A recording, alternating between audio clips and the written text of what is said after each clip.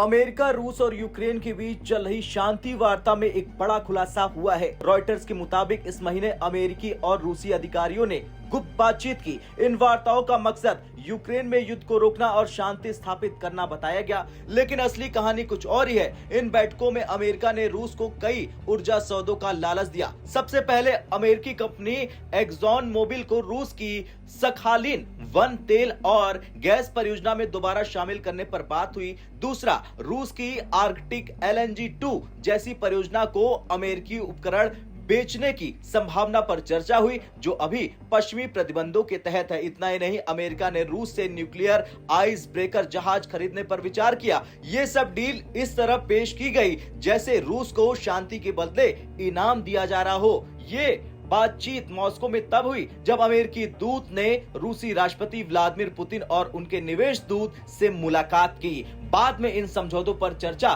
सीधे white house में राष्ट्रपति डोनाल्ड ट्रंप के साथ की गई। यहां तक कि 15 अगस्त को हुए अलास्का शिखर सम्मेलन में भी इस पर थोड़ी बातचीत हुई। रॉयटर्स के मुताबिक व्हाइट हाउस चाहता था कि अलास्का समिट के बाद ट्रंप एक बड़ा ऐलान करे और कहे कि उन्होंने रूस के साथ निवेश सौदा करके शांति की दिशा में बड़ी सफलता पाई। लेकिन जब वार्ता अटक गई तो ट्रंप ने धमकी का रास्ता अपनाया। उन्होंने कहा अगर रूस ने शांति वार्ता में सहयोग नहीं किया तो वो रूस पर और भी कड़े प्रतिबंध लगाएंगे और साथ ही साथ भारत पर भारी टैरिफ लगाएंगे। चलिए अब जानते हैं भारत का नाम क्यों आया। क्योंकि भारत रूस से तेल खरीदने वाला देश है। अगर भारत पर टैरिफ लगता है तो रूस का तेल निर्यात बुरी तरह से प्रभावित होगा। यानी ट्रंप भारत को एक दबाव हथियार बनाकर इस्तेमाल करना चाहते हैं। कई एक्सपर्टों का कहना है कि यह वार्ता वास्तव में शांति के लिए नहीं बल्कि राजनीतिक और आर्थिक सौदेबाजी के लिए थी। ट्रंप चाहते थे कि अमेरिकी कंपनियों को रूस में जगह मिले, रूस को शांति के बदले आर्थिक फायदा मिले और अगर बात न बनी तो भारत जैसे देशों को धमकाकर दबाव बनाया जाए। यानी असली खेल था डील और पॉलिटिक्स का, शांति तो बस एक बहाना है।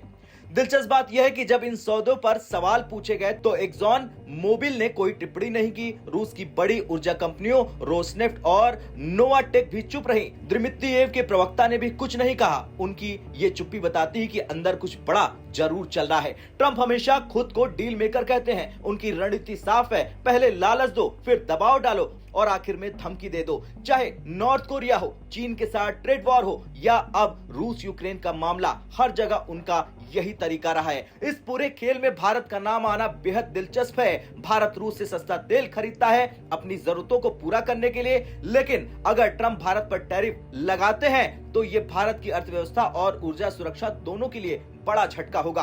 भारत को अब इस स्थिति में संतुलन साधना होगा कि वो अमेरिका और रूस दोनों के साथ रिश्ते खराब न होने दे। खैर, कुल मिलाकर साफ है कि यह वार्ता असल में शांति की नहीं बल्कि डील और धमकियों की राजनीति थी। ट्रंप चाहते थे कि वो एक बड़ी घोषणा करके दिखाएं कि उन्होंने युद्ध रोकने की दिशा में सफलता पाई, लेकिन अंदर खाने खेल था अमेरिकी कंपनियों के लिए सौदे, रूस पर दबाव और भारत पर टैरिफ की धमकी। यानी ट्रंप का खेल अब दुनिया के सामने आ चुका है। आपका क्या कुछ कहना है ट्रंप के इस नए खेल को लेकर? कमेंट कर जरूर बताएं। जय हिंद।